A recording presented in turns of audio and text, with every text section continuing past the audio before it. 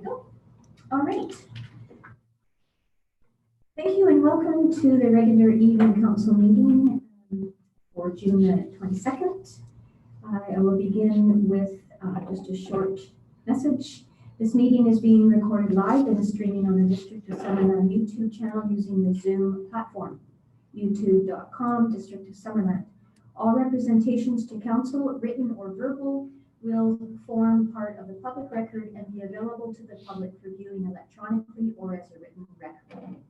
Members of the public are encouraged to register their name and civic address in advance of the meeting to speak to item 8.1 DVP 20-0009, item 8.2 DVP 20-0012, and the public comment opportunities found under item 7 and 12. Email address is corporateofficer@summerland.ca. Those who have not registered in advance may call 250-404-4052 during the live meeting to be added to the speakers list. Corporate officer, are there any late items? There are none. Thank you. Could I have someone bring forward approval of the agenda then, please? Councillor Holmes, seconded by Councillor Patton. All in favor? None opposed? Okay. And adoption of the minutes from the regular evening council meeting of June 8th. Councillor Holmes, Councillor Patton, all in favor? Great. On to my mayor's report. It's hard to believe we're almost halfway through 2020. I hope everyone had enjoyed the summer solstice, Father's Day, and National Indigenous Peoples Day yesterday.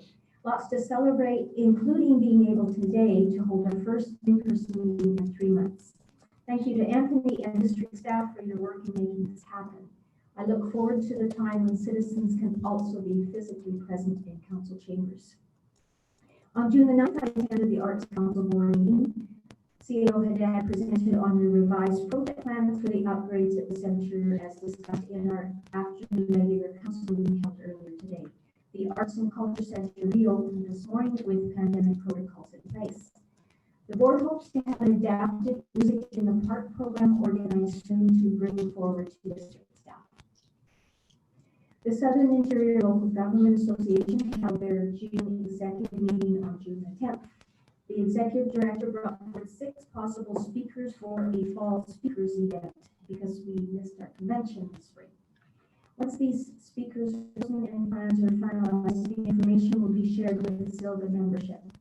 We also heard an update from UBCM about how to have an AGM and vote on new executive members, given that UBCM will not be held in person this summer. The next newsletter will be out in early July. On June the 12th, Councillor Holmes and I attended a primary care network meeting for local government hosted by the South Oakland Division of Family Practice. We've not met since February.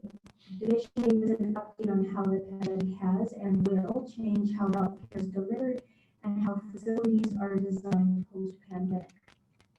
The PCN Penticton/Summerland Advisory Committee meetings will resume early next month. Last Thursday, June 18th, Councillor Holmes and I attended the RDOS meeting, and Councillor Holmes has written a summary of the meeting, which will be posted on the district website. Following the RDOS meeting, I joined our weekly teleconference with Minister Robinson, Municipal Affairs and Housing. As we move further into BC's restart plan, the calls are getting shorter. From what I've been hearing, the cautious and methodical reopening is working out in our region and throughout BC. Friday afternoon, I attended a virtual tourism town hall hosted by South Oakland MLAs Dan Ashton and Brenda Larson. Although there are understandable concerns about what the 2020 tourist season will look like, the overall tone was positive and several people shared innovative stories of how they are adapting and collaborating. Summerland Chamber of Commerce released the virtual Community Excellence Awards Gala last week. Congratulations to all nominees and thank you to the sponsors. It's folks like you that help make Summerland the community that it is. Winners in 4 categories are Devin Slade, Youth Leadership, John Bub, Citizen of the Year, Living a Good, Arts and Culture, and the Summerland Youth Ambassador Program at my pick for Mayor's Award of Excellence. My pick for Mayor's Award of Excellence. On behalf of Council, congratulations and thank you for your outstanding community service. We also congratulate the Summerland Kinsman Club for being recognized as the Outstanding Partner of the Year for their demonstrated leadership and initiative in advancing the mission and vision of Cystic Fibrosis Canada. Well done, Summerland Kinsman, including one of our trustees. Pardon me? Past member. Oh, past member. Well, okay. A tool. As I close tonight, two reminders. Firstly, new COVID-19 cases are still being reported every day. Please continue to be vigilant. And secondly, please respect the pandemic protocols at local businesses and at municipal hall. These are in place to keep you and staff safe. As Thumper said, if you can't say something nice, don't say nothing at all. Be kind and continue health. Thank you. Over to you, CAO. Okay, thank you, Madam Mayor. So a few updates from me the last couple of weeks. So just to let the community know, as of this morning, we reopened Municipal Hall, which was great to see, from 9 a.m. to 12 noon. We open this week and next week, and then look at revisiting hours and hopefully opening further after that. So the Municipal Hall front counter area is open for our finance team, property tax payments, utility payments.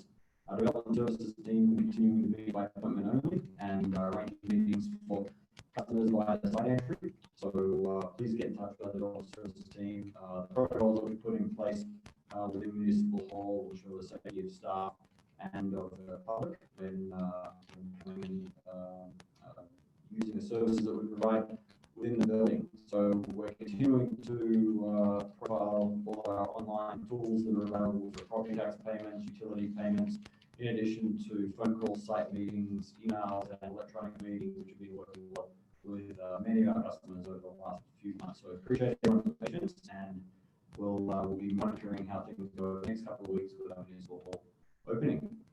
I want to provide an update to Council and the community in regards to some of the capital projects. It was a busy work plan that Council approved for us this year. So it's exciting to see many of these initiatives moving forward, either completed or about to begin. The Georgia Beach Pathway, phase 1 and phase 2. Phase 1, which is from Spirit Square, the south end of Dog Beach, is now complete.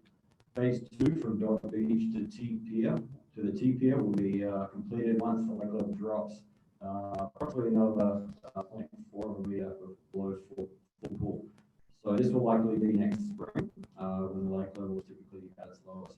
For every beach pathway, we've got a small section, unfortunately damaged to the south end of the beach will be repaired in conjunction with phase 2 of the Beach Orchard pathway.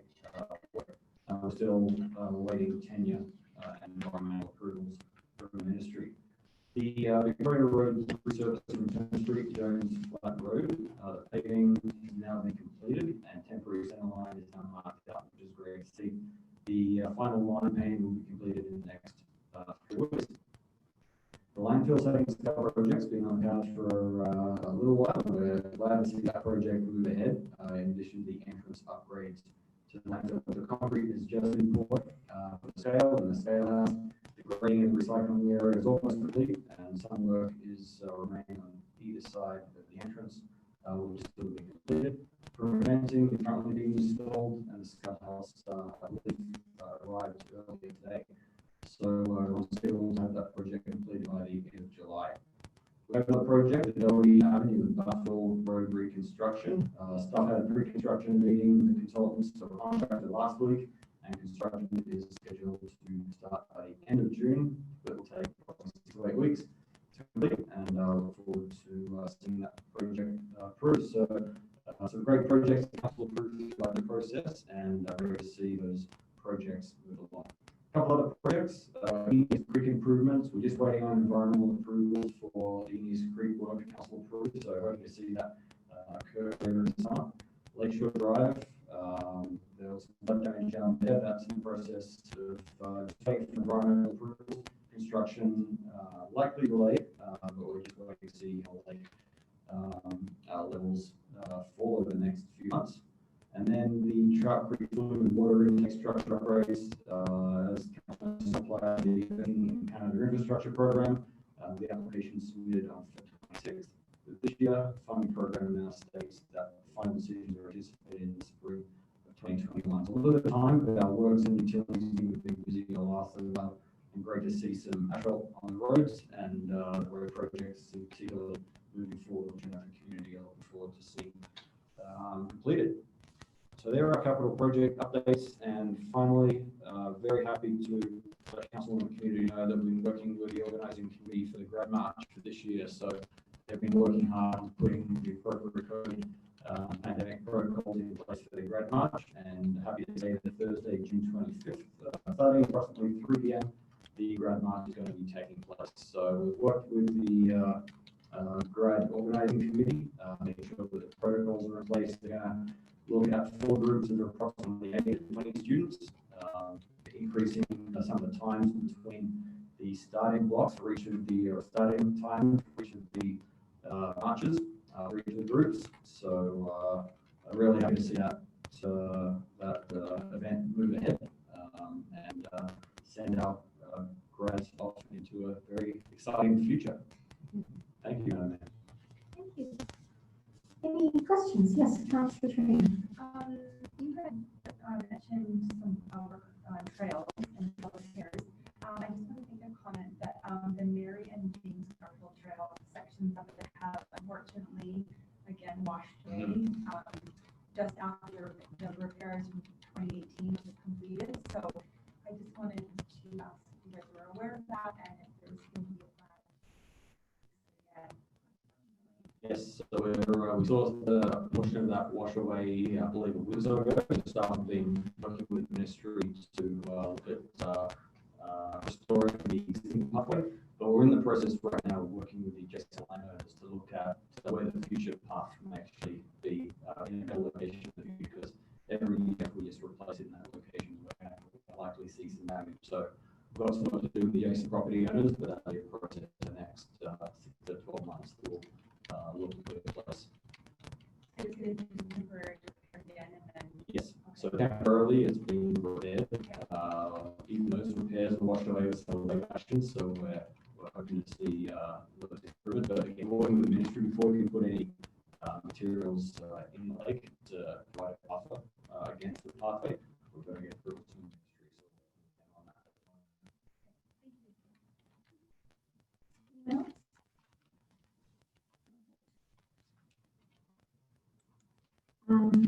Do you have any update on item 7, the first opportunity for the public to comment?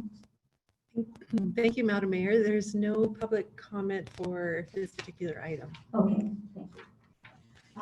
So then on to 8, development reports, and 8.1 is 21815 from Valley Road, DVP 20-009, and I will pass this over to our CAO. Okay, thank you, Madam Mayor. I'm going to share the screen so through this application for development variance permit at 21815 Granite Valley Road. This application is to consider an application for a development variance permit to zoning bylaws to reduce the minimum side yard setback for buildings and structures housing animals to facilitate construction of an indoor horse arena at 21815 Granite Valley Road. Just to clarify, this application, an application on this property was brought forward for the same building on May 25th at council meeting. The application at that time, the zoning for the subject property was unfortunately incorrectly reported based on a district error, leading to deficiencies in the application's validity. The zoning subject property was communicated as CR1, which is country residential, when in fact the property has split zoning with both acreage, agricultural large acreage zone, and also CR1 country residential zone on the property. The previously requested height variance no longer applies, as the agricultural structures on the property are zoned as A2 have a height restriction 4 meters. Instead, the applicant is requesting a variance to require 3 meter setback for the adjacent property lines. So just want to clarify that for council and the community before we get into reviewing this application.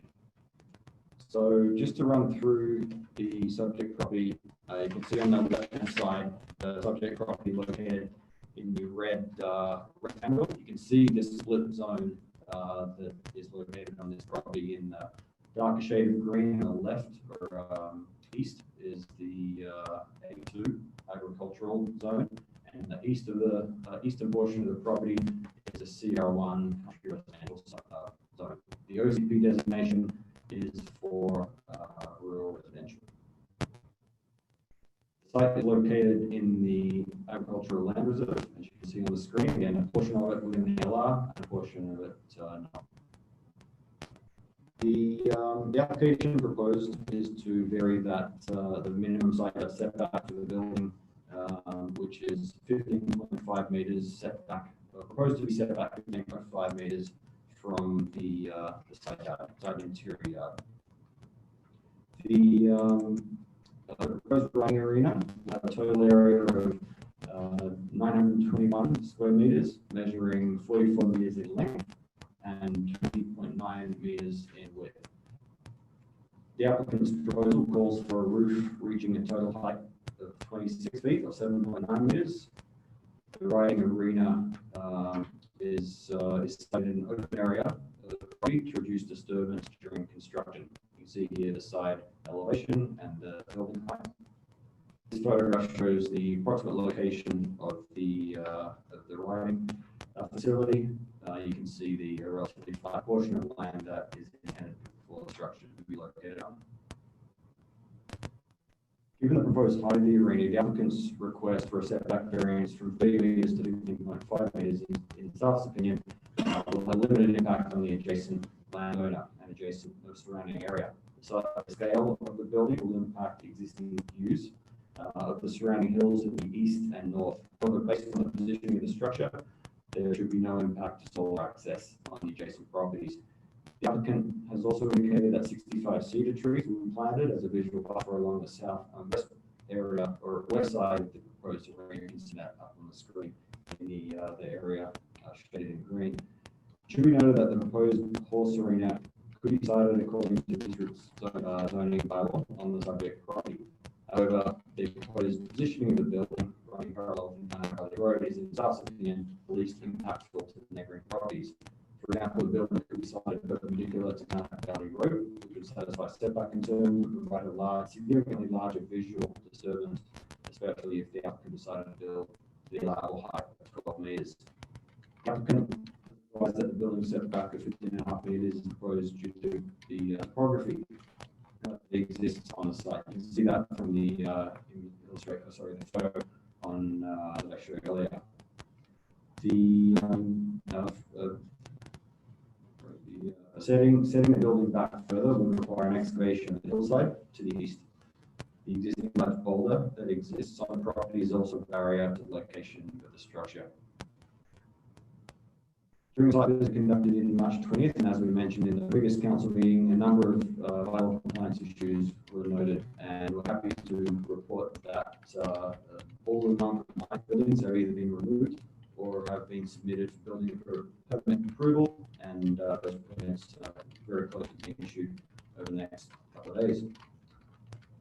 With regards to the setback, staff recommend the council support the application, which will allow for the eventual construction of the horse riding facility. Staff recommendation is for council to support the variance. We also have delegation and submissions to this item on there, and the applicant is available to speak the item first off. Thank you. Okay, thank you very much.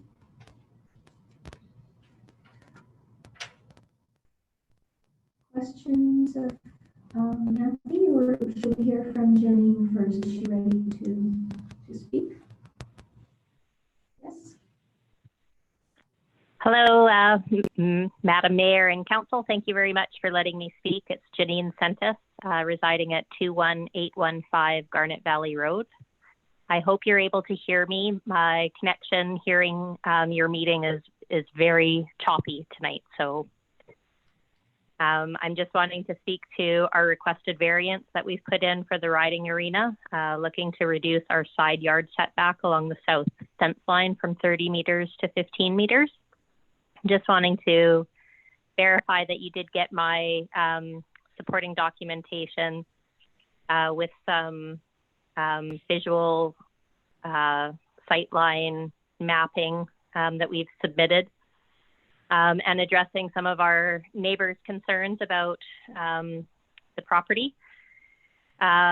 We have, as you know, been proactive in purchasing the 65 cedars that we plan to plant along the fence line, which they had hoped we would have some type of a vegetation screen.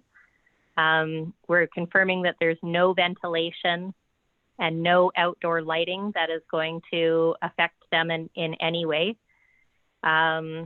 We have submitted all of our permits for the other existing horse shelters and hay barn. All of that information is in at the planning department, and we're just waiting to hear back from them.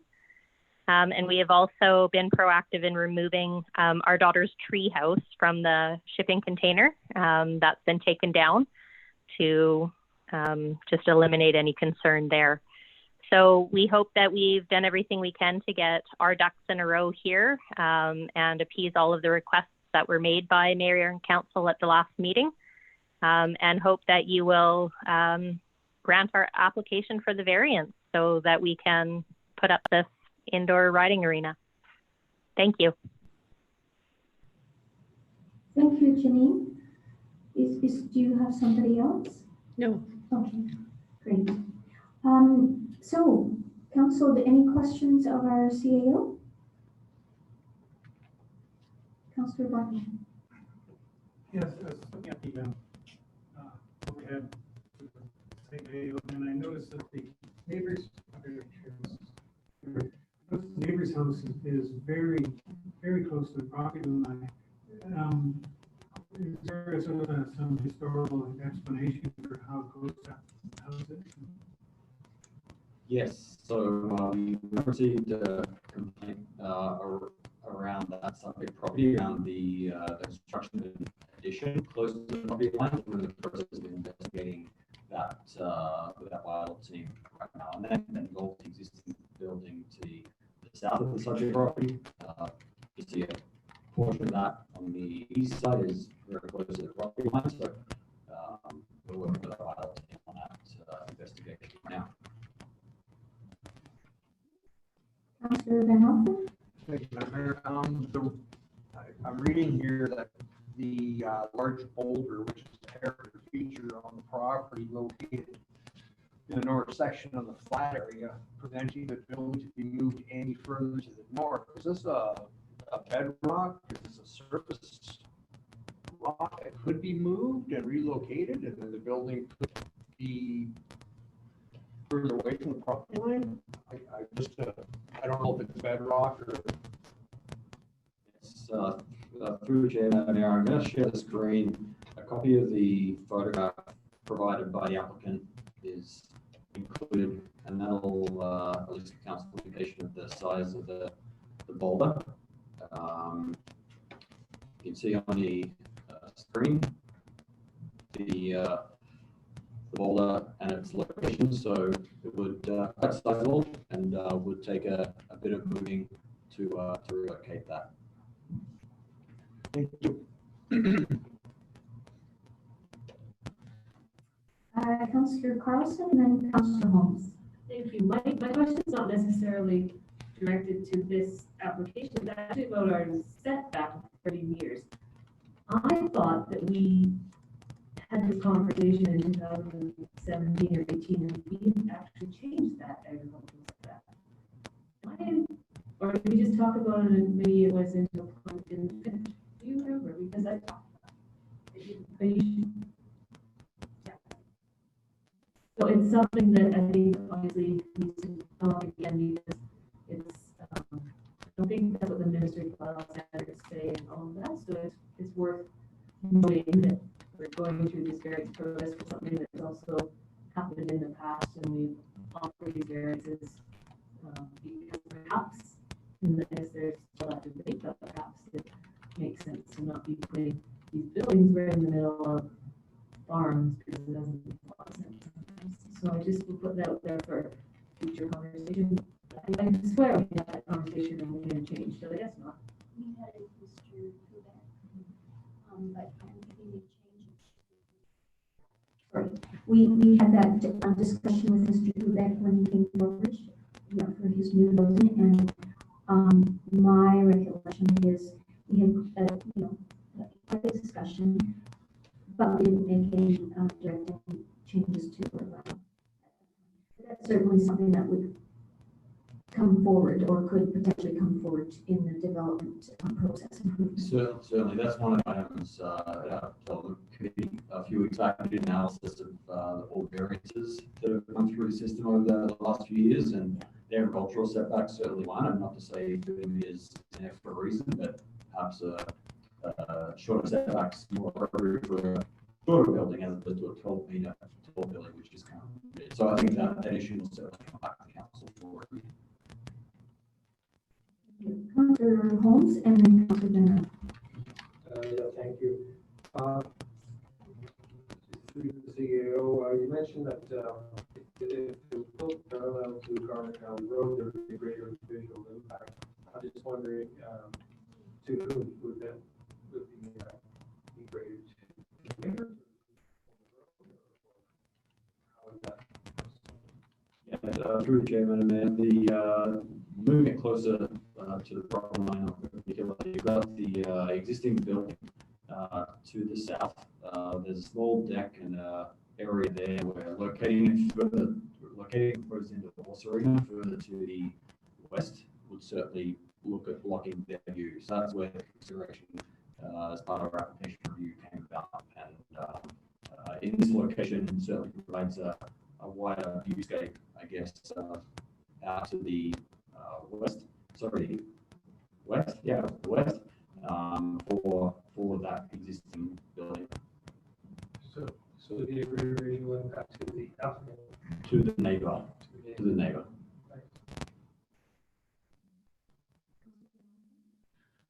Thank you, Mr. Mayor. Just going back to what Councillor Carlson may do, I believe at one time also it was different if you were housing livestock versus equipment storage, the setbacks, if I'm not mistaken. I know one time they didn't want you, possibly building on close to the property line if your neighbors were close, if you're raising some type of livestock, which could be offensive to your neighbor. But if you're housing farming equipment, for instance, there's no coolers or what have you. So it's just something to keep in mind in the future. My only other concern, and I appreciate what the applicant is doing here and purchasing the vegetation to screen the building. But again, I'd like to have a further discussion in the future. Cedars aren't necessarily the best product on the market. They love water a lot, and the deer love them. So it's just not a great screening.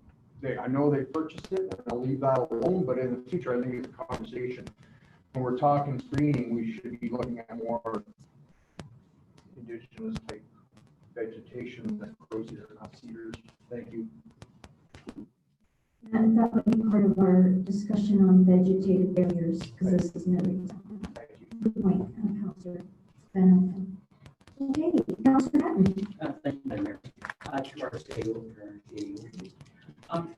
When we talk about variances, usually the variance that comes before us is because there's issues within geographical area issues, or there's, for no better term, hardship issues. In this case, it seems to me that we're asking for a variance because there's a rock in the middle of the property that they consider as character. And I'm just wondering if this falls within what we would consider a hardship to put the building at the minimum stack is set up in code. Yeah, through the chair, Madam Mayor, there's no real definition of hardship, and the zoning bylaw doesn't do with that. I think any variance, there's a few questions that need to be considered. Is the setback a variance, or is the variance going to have an impact, a reasonable impact on neighboring property? Is there a better solution that can be created by obtaining variance. For example, there's a whole variety of questions that we need to consider. I think one of the limitations is certainly the boulder on this property, given and the size of the building, they need to accommodate the riding stables or the riding arena. The other limitation is really comes down to expense, I guess, on the property owner's part. The boulder certainly be an expense to relocate, but also the hillside on the eastern side of the property. Should the applicant move the building further to the east, which would increase the setback from the property line, then they'd be going into that hillside. The grade does somewhat sharply rise further to the east. So there's some limitations that have been presented by the applicant for this application. Excellent, thank you.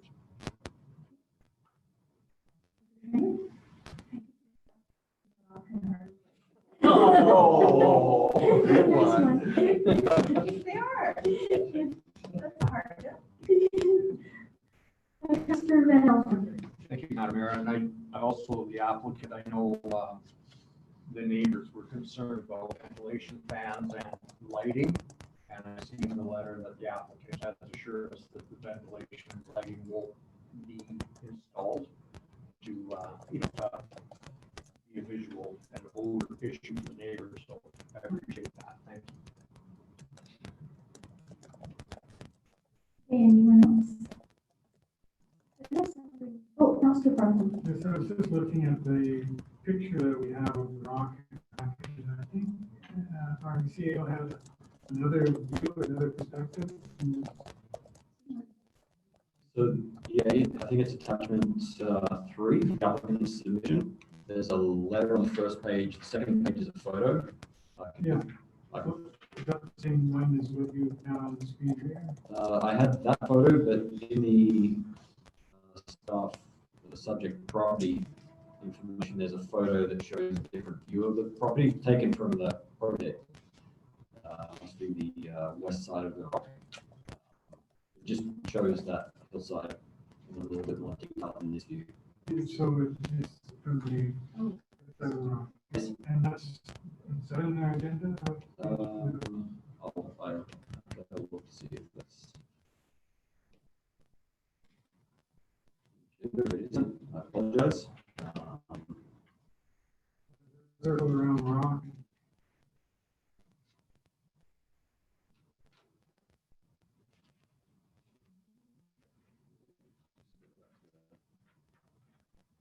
If I just put this up on the screen.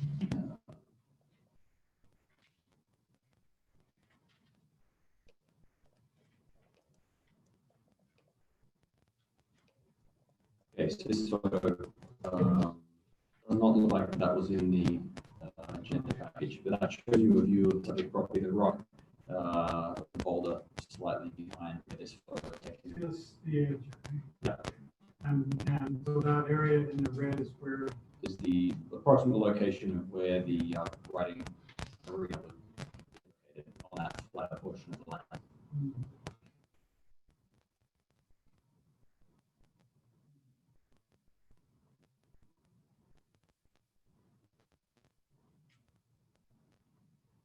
Any other questions?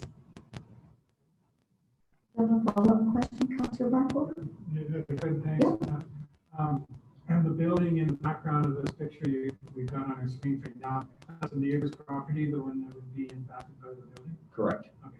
And apart from what you said earlier, looks like the main portion of the building is pretty close to the property line. Maybe these properties were subdivided at one time. And very strange. Yeah, there's some strange lot lines that are in that area, but again, we're looking at the location of the building. We have to complain on the location as an addition to that building. I think a number of years back. So, the addition question. So the house is there, so close to the property line. If it wasn't so close to the property line, there'd be less of an issue maybe?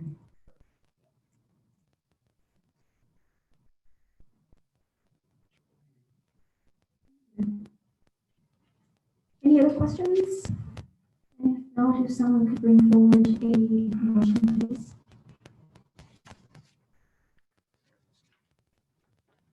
Councillor Van Elder, thank you. Variance permit PVP 20-009 to vary sections 8.2.6B3 of the zoning bylaw number 2000-450 to reduce the minimum side yard setback of building and structures housing animals at 21815 Garden Valley Road, legally described as Lot 1, District Lot 479, OTYD Plan 183. Exempt that part 9.12 acres more or less show on plan attached to DD 22655 from 3 meters to 15.5 meters view. Senator? Councillor Trainer? Okay, further discussion on this item? Councillor Barclay? I think maybe one of the deciding factors on this is the discussion that Mr. Carlson and others brought up earlier. Is that it's a waste of space sometimes on all these farm properties that haven't been.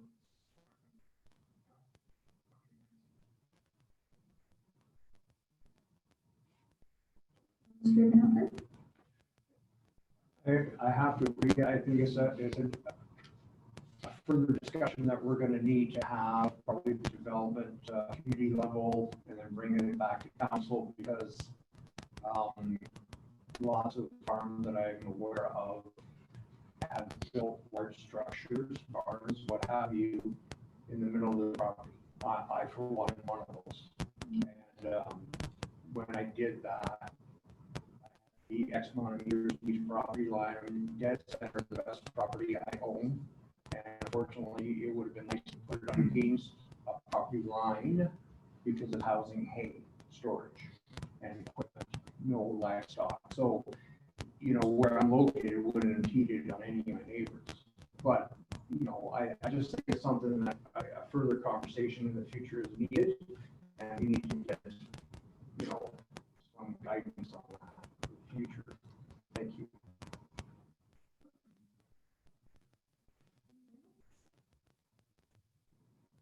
Seems to me that we are, we have so much agricultural land in Summerland, and it is a huge driver of our economy. It makes sense, and you gave the perfect example of Councillor Alvin. Having had to build where you did simply to house equipment and hay, when you actually could have been using that to farm, it doesn't really make sense. So I appreciate you bringing that forward. That's all I needed to say on that. If there is no further discussion, then I will call the question on approving this DDP. All in favor? And any opposed? That carries. Thank you. Now on to item 8.2, another development variance permit for 20-10605 Cedar Avenue, development variance permit 20-012, and again to our CAO.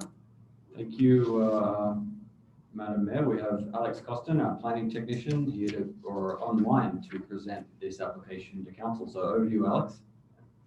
Good evening, Morning, council. Alex. Hello, hello. Alrighty, so let me just bring this up here. Okay.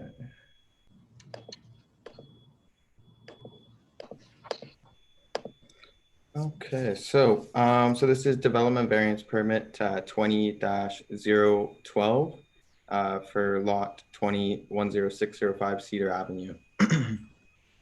So the district has received an application for several variances in order to facilitate construction of a new single-family dwelling at lot 20-10605 Cedar Avenue.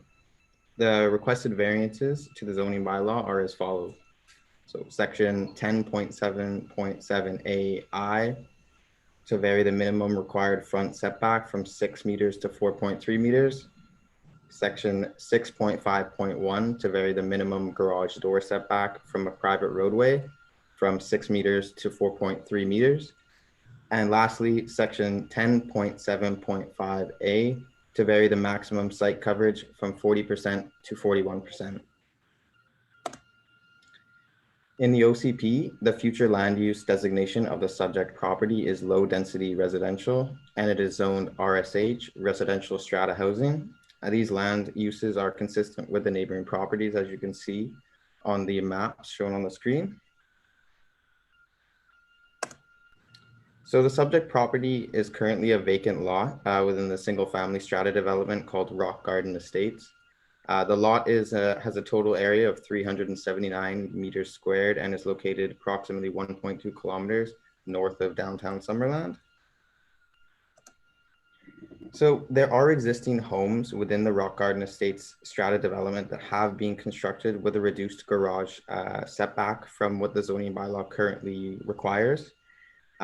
Since many of these homes were constructed, the zoning bylaw was amended back in 2015, adding a regulation requiring the garage door setback and also amending some of the other setback requirements. So since 2016, there's actually been 6 setback variances on properties within the subject strata development.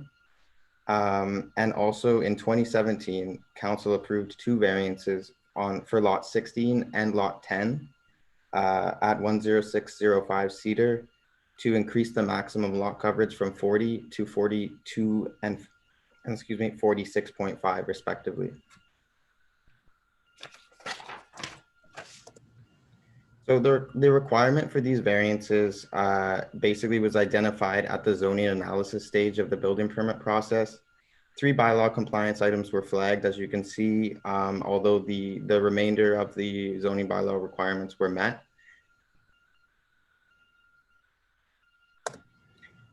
So this site plan delineates the proposed footprint of the single family dwelling at lot 20-10605 Cedar Avenue. As identified, the building will encroach on the required 6-meter setback from the property line. The intent of this garage door setback regulation is to, is to create driveways with adequate length to allow vehicle parking without protruding into the street or sidewalks. The proposed home design includes a double car garage that should provide, or that will provide, these 2 required stalls and basically make that an issue.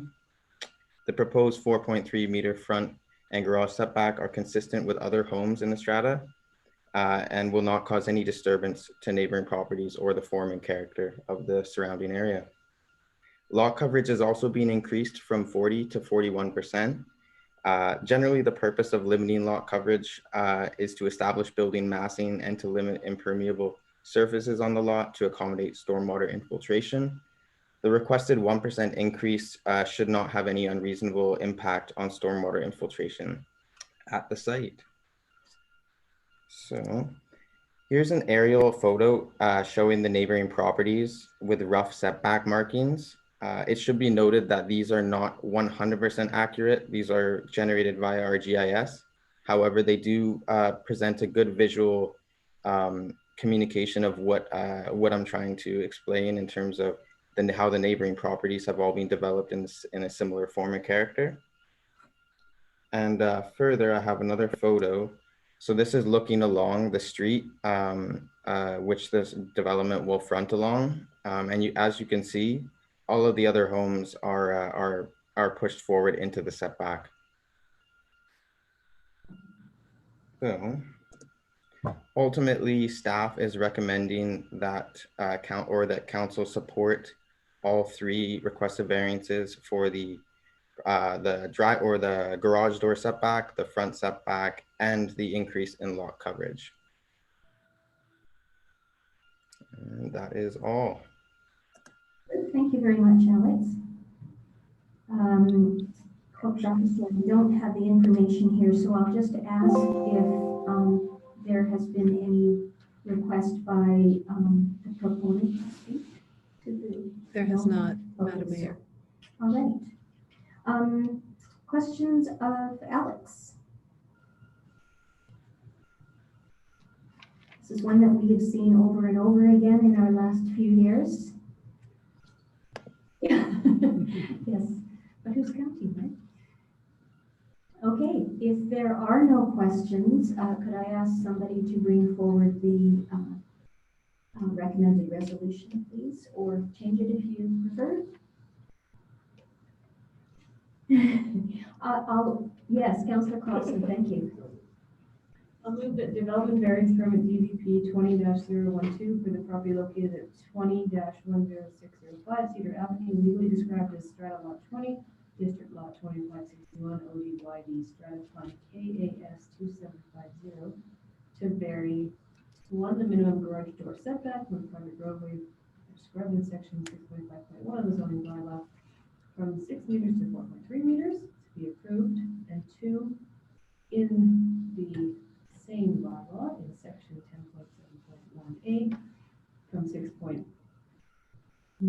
meters to 4.3 meters to be approved, and that the maximum lot coverage prescribed in section 10.7.5 of the same bylaw from 40% to 41% to be approved. And you will second, Councillor Van Elfen, thank you. Any further discussion on this? Councillor Patton? Thank you, Madam Mayor. More of a comment. Sorry. Thank you. More of a comment.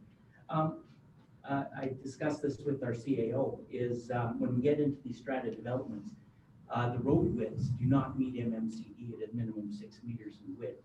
So the problem that we find with these types of variances, at 4.3 meters, the back end of the car does hang onto the road if they do park on their driveway.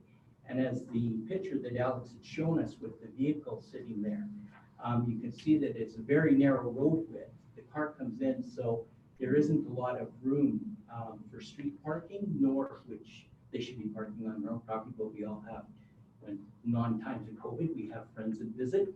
I think this is one point, though, that we should be looking at when subdivisions come through is the minimum road width, or look at what the road width is. They squeeze down the roads to get more lots in, which of course, more profitable subdivision. But it's more of a comment. It's just, but it's one of those.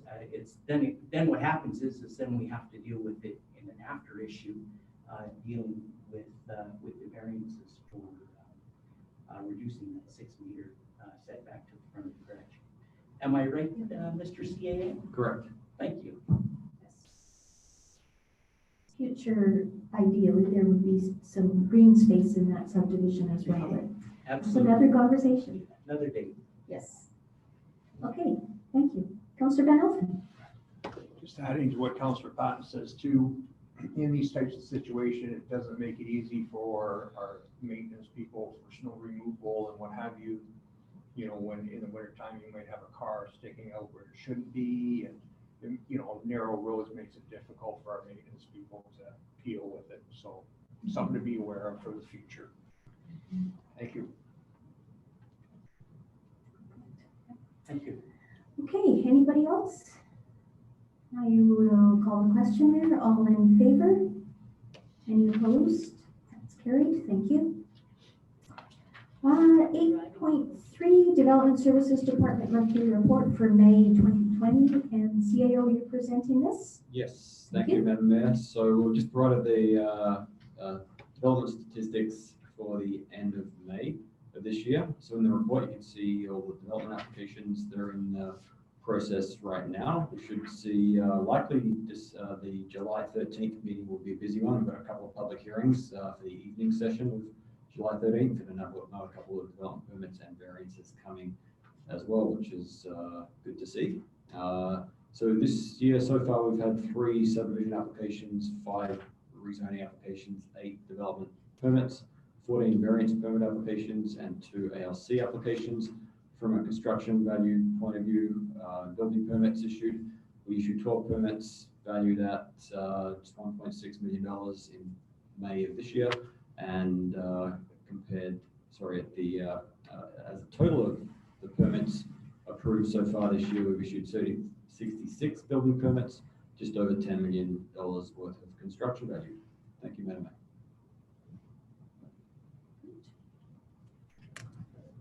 Any questions or comments on the report? I have one question. On the first page, the last application that shows 9800 Turner, and then it says Waterfront Resort. Is that just a typo or? Because Turner is uptown and. Yes, there'll be quite the waterfront up there. Yes, it would be. Yeah, Turner, that property is just behind the Chamber of Commerce. Yes. We've got a rezoning and development permit on that property, so that's a exciting project, but not the waterfront resort. Okay, thank you. Anything else on there? Okay, great. Thank you. It's good to see our Development Services Department so active even in the times of COVID. Okay. So if I could ask somebody to bring that forward to receive for information, please. Councillor Patton, Councillor Van Elfen, all in favor? And none opposed. Thank you.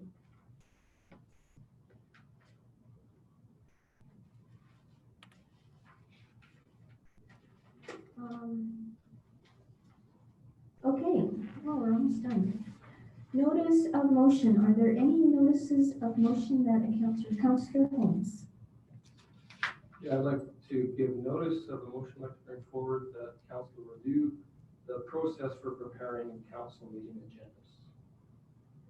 We can discuss that at a future date, or I'll bring forward the motion at a future date.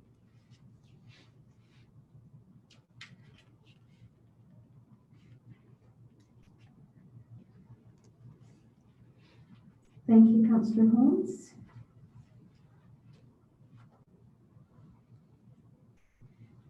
All right.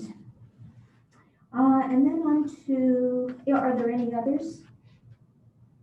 Oh, okay, on to 10, the information items, 10.1 correspondence. There are 5 items of correspondence. Anything that anyone would like to comment on? Councillor Patton. Thanks, Madam Mayor. I would like to just make comment in regards to Marianne McDonald's the petition, just to see if council sees our corporate officer, our CAO, in regards to how the whereas within how this is worded, if we can see if it's good, if it's right, do we see any problems within this petition? Through Chair, Madam Mayor, I think we haven't provided a review of the petition, but we can certainly perhaps maybe now is not the right, maybe perhaps isn't the right time to bring it up, and maybe at the time we get the petition brought forward. Thank you, through Madam Mayor. So the petition has been submitted to council and is on the agenda this evening. So it really is up to council if you'd like to bring anything forward with regards to the petition. So a petition from members of the public to council has no requirement per se, other than each page of the petition has to clearly state what the individuals are signing. And then once people sign, then of course that can be submitted to council. Unlike a legislative petition, which actually automatically does some kind of action. So this particular petition is community members who are bringing an issue to council, and is going to be put on the agenda as it has been done this evening. Excellent. Thank you so much, Ms. Meader. I'm good. Good, thank you. Councillor Barco. While we're sort of getting educated on the process and such, I'm kind of curious as to why the signature column is blanked out, yet everybody has almost their signature on the left. So signature classified information? Signatures are considered private information, Okay. so they usually will be unless it's related to a business of some kind. So if people are submitting applications, for instance, for agricultural land reserve, that type of thing, sometimes we will go through and sever that information. So as long as we have the name and the civic address, that's all that's required for the petition.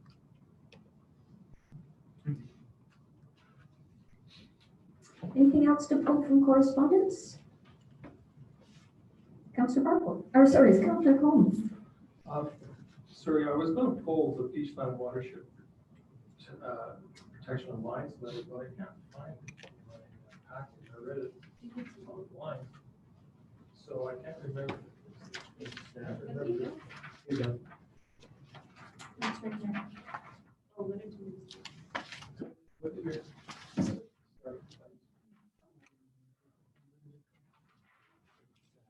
So the letter talks about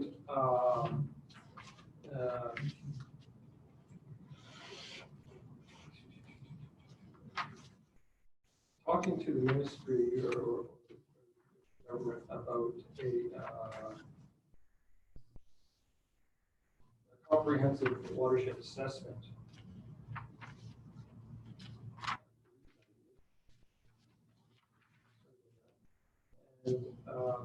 And that the District of Peachland has requested. And I would like to get more information about that and what.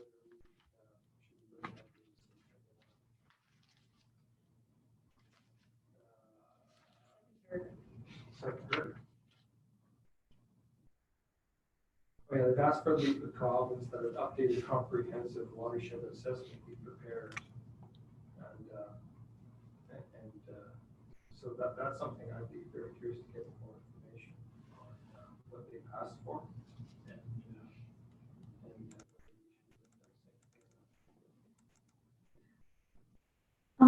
If I could ask a question, CEO, is that the same thing that our Director of Works and Utilities was talking about when we were talking about the last application for exploration?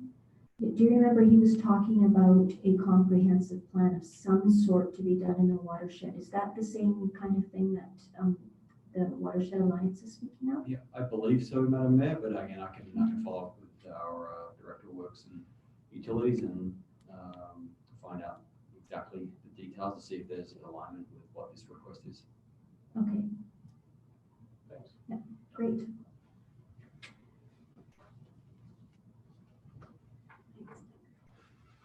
Okay, so anything else to bring out of correspondence? Chat about? Okay, could I have somebody bring forward to receive for information? Councillor Patton, seconded by Councillor Van Alphen. All in favor? And none are opposed. Okay, thank you. On to councillor reports. I will start to my committee meetings. Thank you. I'm getting ahead of myself. For the Development Process Improvement Advisory Committee meeting of May the 6th, that it be received for information. Is there any comment or anything on that? Or committee meetings? No. Okay, could I have someone bring that forward? Thank you, Councillor Patton, Councillor Van Alphen. All in favor? Okay, now on to councillor reports. Starting with councillor to my right. Councillor Patton. Yeah, thank you, Mayor. We had a KDR board meeting on June 18th, and of course the KDR train has been impacted with COVID.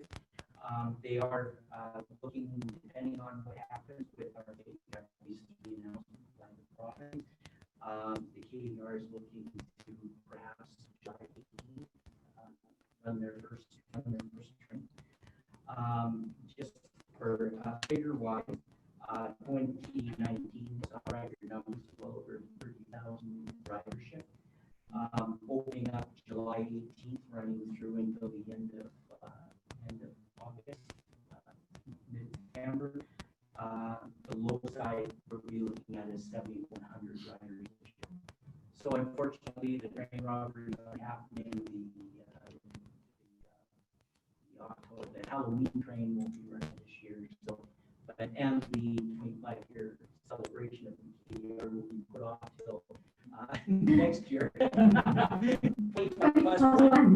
Yes, 25 plus one next year. But yes, so it just shows what's happening in our community, and hopefully hopefully, hopefully you see higher numbers, than 7,500. That's all I have to report. Thank you. If I could just ask a question, was there any discussion about the Summerland Express that is so popular? I know that they moved it from June to September, but was there any further discussion about that? All that was said was that all of the trains, as the one train, Yeah. were all have been put on hold Okay. for this year. But depending on how the province moves, hopefully it doesn't deter everything. It's great to see the Halloween train and the Christmas train. So we'll see how it goes. Thank you. Thanks for that report. Councillor Barlow. Nothing to report, so I would look on the bright side, if we knew train robberies, we can say crime has come down.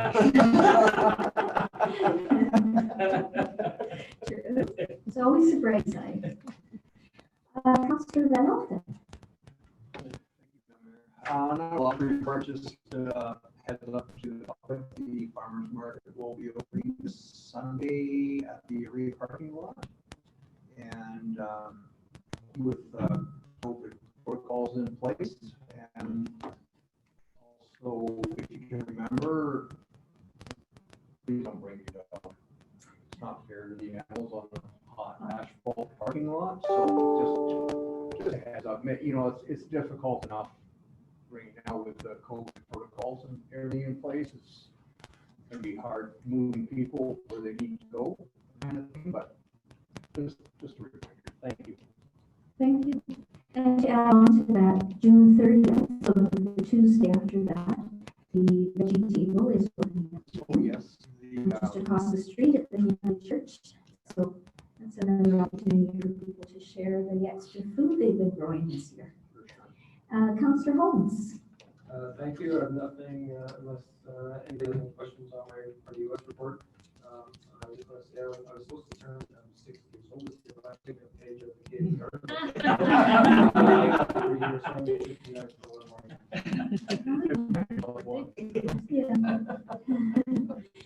Councillor Carlson.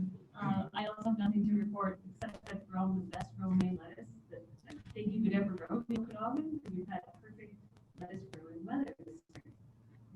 It's not enough to yeah. Learning. The sharing stand could always use extra.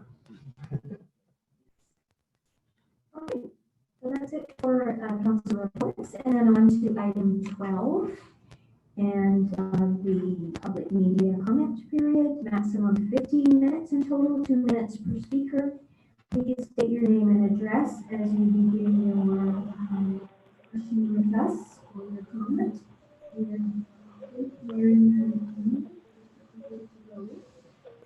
Thank you. Welcome, Marianne.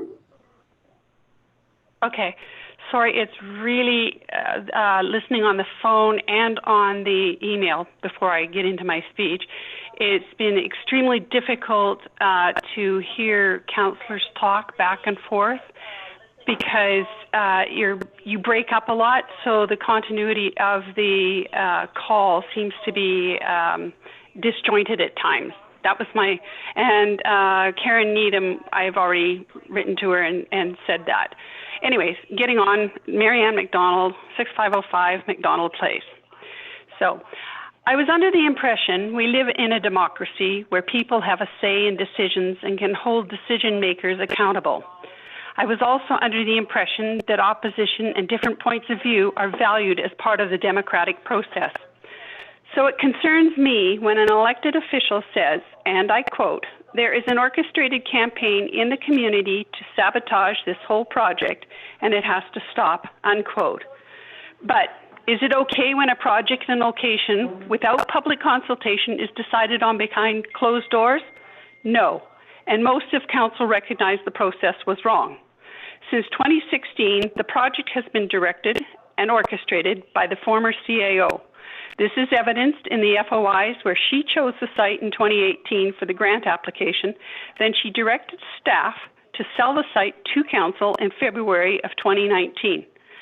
And if there is a lot of misinformation out there, as Councillor Holmes said, who is at fault for that? I'm not sure how many of you have read the grant application in full, but there are two guidelines of the grant to note.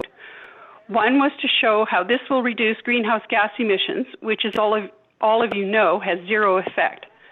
The second is it requires a financial analysis, which Councillor Barkle has been asking for.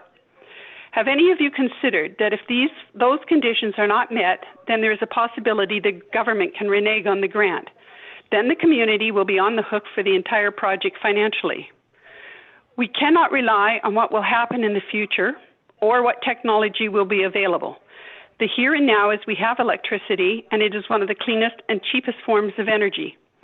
I don't believe we as taxpayers will be stuck with obsolete infrastructure and be heavily in debt unless we are put there by poor decisions.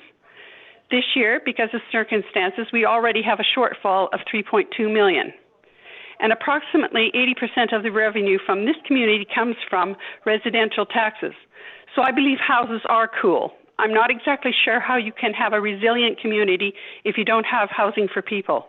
It may not drive the economy of this community, but it certainly drives this town. Thank you. Thank you, Marianne. She's the only person I have on the speakers list. Correct.